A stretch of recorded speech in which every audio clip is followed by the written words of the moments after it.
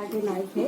और ये बताया गया था कि वो जो गढ़वाल में जब ये अंग्रेजों का शासन था, कुमाऊं में, पूरे उत्तराखंड में सभी जगह था, गढ़वाल कुमाऊं भी मीठा तथ्य है, तो उस टाइम वो एक एक घर से एक एक बेगार प्रथा के लिए जाता था और अंग्रेज लोग अपने पॉट तक उनको कंधे में लेके जाने पड़ते थे। और जो ये जो वो कुली वहाँ पे होते थे, मैं कुली के पहाड़ के कोई भी व्यक्ति अगर उनको कुछ रास्ते में बीमार हो गए या कुछ है तो वो अंग्रेज लोग उनको वहीं लात मार के वहीं पहाड़ में फेंक देते थे। उनका कोई उपचार नहीं होता था, मतलब उनके साथ एक जानवरों वाला बर्ताव होता था। तो बद्रीदत्त पांडे जी तक ये बात पहुंची तो उनको इस बात का बड़ा दुख हुआ और उन्होंने इस प्रथा को खत्म किया पूरे लिखित में। जैसे उन्होंने कहा कि सरयू नदी के तट पर जो ये मकरणी उतरणी का हुआ कार्यक्रम, वहाँ पे सारे आए, उनके जो ये जो पत्र थे उनको सरयू नदी में फाड़ के बहा दिया गया। तो ये मेरे को जब पता चला तो मुझे बहुत अच्छा लगा। मैंने कहा ठीक है, तो हम इसको मनाते हैं। तो पहली बार हमने 2015 में अल्मोड़ा भवन में मनाई थी हमने बद्रीदत्त पांडे जी की जयंती, और उसमें पंत जी भी शरीक थे और हम लोग हमारी संस्था के थे। अभी उत्तराखंड फिल्म नाट्य संस्थान से बहुत से लोग अभी जुड़े हैं, जैसे उमेश बडूनी जी जैसे कुछ लोग, तो उनको नहीं पता, लेकिन हम ये लगातार मना रहे हैं। और कोरोना काल में 2-3 साल फिर हमने नहीं मनाया, कुछ कार्यक्रम हमारे नहीं हुए। और हम अब जैसे हमारे साहित्य सचिव ने बताया है कि हम लोग जितने भी अपने महान विभूतियाँ उनका हम मनाते हैं, और उसमें ये जो बद्रीदत्त पांडे जी की वो है, इसमें थोड़ा बहुत हम सामूहिक गीत वगैरह भी, कि भाई ऐसा होता है कि पब्लिक को इकट्ठे करने वाली बात और सबको बताने के लिए थोड़ा भीड़ भी जरूरी है। आज यहाँ पे 40-50 लोग हैं, इनको पता है, तो हम चाहते हैं ये बात औरों को भी पता चले। अब जैसे आज बात पता चली तो नैनवाल जी ने कहा कि मैं इसके लिए प्रयास करूंगा, तो इसी तरह से सब के पहुंचे और सब अपनी अपनी तरह से प्रयास करें तो बहुत अच्छा रहेगा। इससे पहले हमारा कार्यक्रम गढ़वाल भवन में हुआ था और वहाँ पे वसुधा, प्रोफेसर वसुधा आई थी, बद्रीदत्त पांडे जी की नाती है ना, आपके सिस्टर ना, हाँ, तो वो आई थी यहाँ पे प्रोफेसर, और वो मेरे साथ लगातार कांटेक्ट में है। और उन्होंने मुझे, मैंने उनको कहा आपने आना है, तो वो इस टाइम वहाँ पे हैं इलाहाबाद में, तो उन्होंने बोला था कि मैं अपनी सिस्टर के लिए बोलती हूँ, तो उन्होंने इनका दीदी का नंबर दिया मुझे, और फिर मैं यहाँ पे इनको मैंने आमंत्रित किया, बोला, तो इन्होंने कहा कि हमारा सौभाग्य होगा कि हमें तो पता भी नहीं कि आप हमारे दादाजी क्या करते हैं। तो देखो ये भी बहुत बड़ी बात है कि हमें कहीं से प्रेरणा मिलती है, और हम किसी को पूछेंगे, इतनी महान विभूतियों को अगर हम ही नहीं पूछेंगे तो कौन पूछेगा। सेकंड बात, ये पंथ है, ये तो इससे मेरे को अंदर से और ज्यादा खुशी हो रही है, क्योंकि मैं भी मायके से मैं मायके से पंथ हूँ, तो जरा एक ये भी हो गया, वो तो होता है भी, मैथ का तो थोड़ा वो हो जाता है, अलग ही खुशी होती है मायके की। तो कहते हैं मायके का क्या बोलते हैं। मेरी दादी ने उस समय उनको रोका नहीं, कहा जाओ, एक केसरिया वो वस्त्र लाई कोई और उनके सर पे बांध के कहा जाओ। तो पीछे उसका श्रेय जो कुछ उनको उन्होंने पाया, उसका श्रेय मेरी दादी को भी जाता है, हालांकि वो पृष्ठभूमि में ही रही। गांधी जी, मेरी नानी बताती थी, उनकी आवाज़ इतनी बुलंद थी। मेरी नानी बताती थी जब वो नंदा देवी के मैदान में भाषण देते थे बिना लाउड स्पीकर, तो उनकी आवाज़ मेरे ननिहाल तक सुनाई देती। गांधी जी जब अल्मोड़ा आए थे तो उस समय शायद लाउड स्पीकर की व्यवस्था नहीं थी। गांधी जी बहुत ज़्यादा थक गए थे और उनकी गाड़ी से कोई एक व्यक्ति दब के मर भी गया था, तो वो कुछ उदास भी थे। तो उन्होंने भीड़ से कहा कि आप लोग शांत हो जाइए, मैं बहुत थका हुआ हूँ, जोर से नहीं बोल पाऊँगा, आप लोग शांत होंगे तभी मेरी बात आप तक पहुँचेगी। तो मेरे दादाजी ने कहा, गांधी जी आप बोलिए, मैं आपका लाउड स्पीकर बन जाऊँगा, जो आप बोलेंगे मैं। उनकी आवाज़ इतनी बुलंद थी कि पीछे तक बैठे भी हर व्यक्ति को, ये तो मेरी सुनी हुई बात है, उनकी आवाज़ सुनाई दे गई और गांधी जी का संदेश सबको पहुंच गया। गांधी जी ने यंग इंडिया में उनकी तारीफ भी लिखी।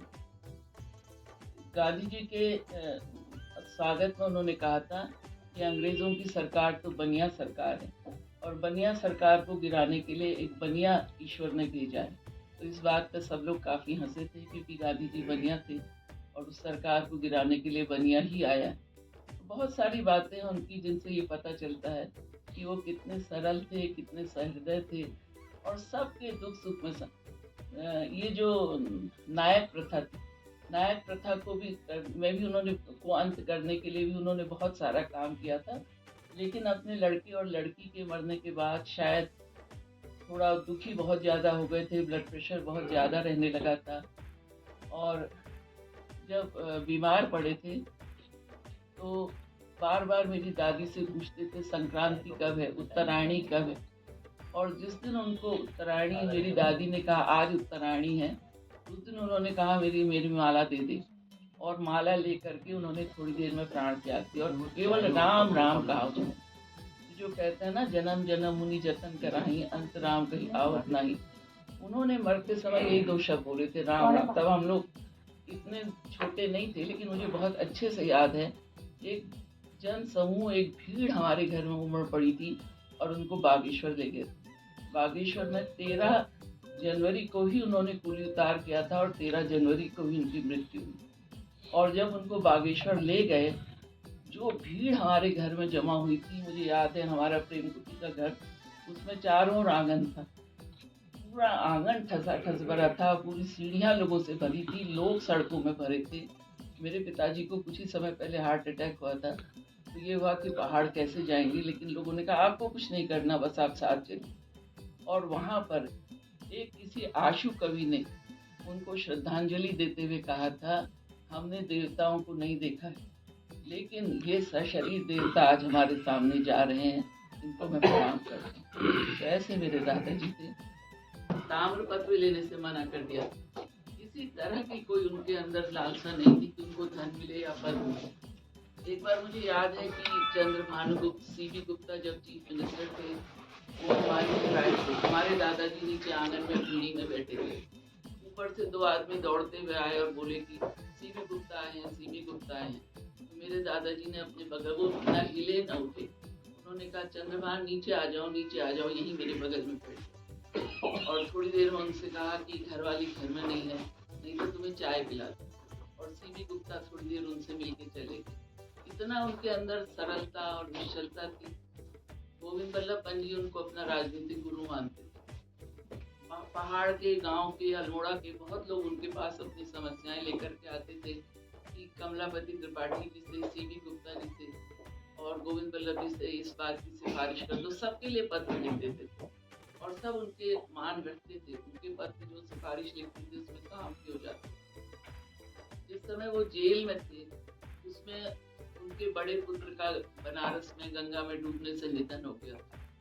और इसी के 3 दिन के अंतर पर उनकी बेटी ने भाई के मरने का दुख नहीं बर्दाश्त कर पाई और उन्होंने आत्महत्या कर ली। 4 दिन के अंतराल पर उन्होंने 2 बच्चे खोए।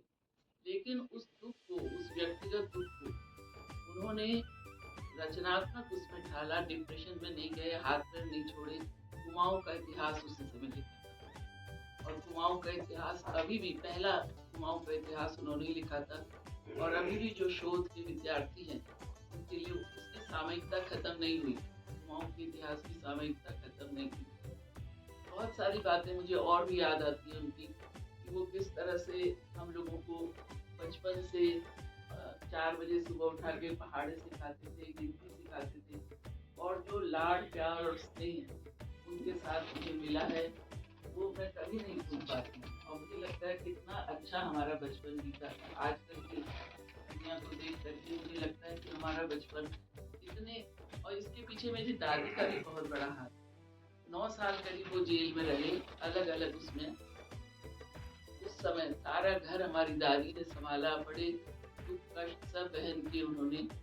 लेकिन कभी हमारे, जब थोड़ा में किया था कि उनकी कहीं एक मूर्ति लगे, उन्होंने तो अपने लिए कुछ नहीं चाहा, लेकिन हम लोगों ने, मेरा भाई है वो अल्मोड़ा में बहुत काम करता है, कई बार प्रार्थना की वहाँ पर नगर पालिका में कि उनकी एक मूर्ति कहीं लगा दी जाए, लेकिन अल्मोड़ा में कहीं जगह नहीं मिली है उनको दूसरी मूर्ति लगाने के लिए, कहीं भी कुछ नहीं मिला।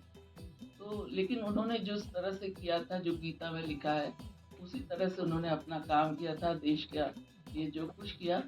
तो आप सबके मैं बहुत ऋणी हूँ कि आपने मुझे यहाँ पर बुलाया और मुझे दादाजी के बारे में बोलने का थोड़ा अवसर दिया।